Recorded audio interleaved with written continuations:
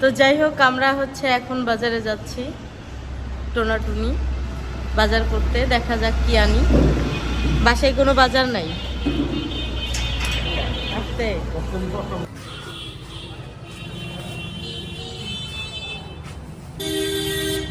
করলা কত?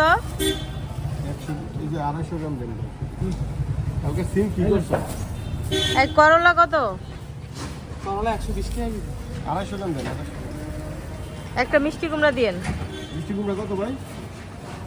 বেশি 50-40 টাকা কেজি রাখা যাবে। ওই 30 টাকা তো নিয়েছিলাম। কুমড়া ভালো, বেশি কুমড়া তো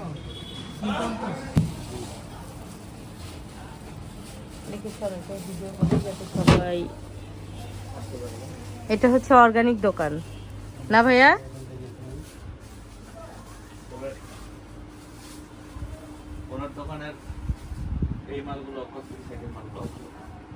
মানে এটা হচ্ছে অর্গানিক। আমরা এখানে যা পাবেন সবই অর্গানিক।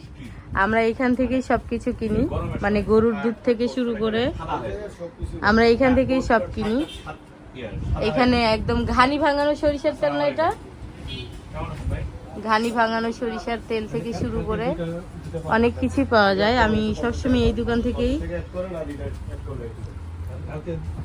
সবকিছু কেনাকাটা করি।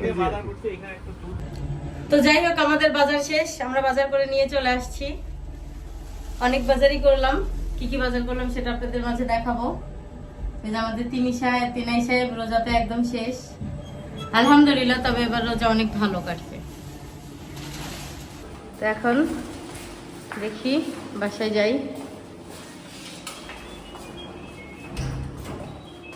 এটা হচ্ছে আমার বাসা। তো যাই হোক, এই যে বাজার থেকে বাজার নিয়ে আসছি, কি কি নিয়ে আসছি সেটা আপনাদের মাঝে দেখাই। এখানে হচ্ছে কলা। এটা কি কলা? চম্পা কলা। কলা ছাড়া আমার আসলে ফেরি চলে না, কলাটা মাস্ট থাকতেই হবে। এখানে কলা নিয়ে আসা হয়েছে।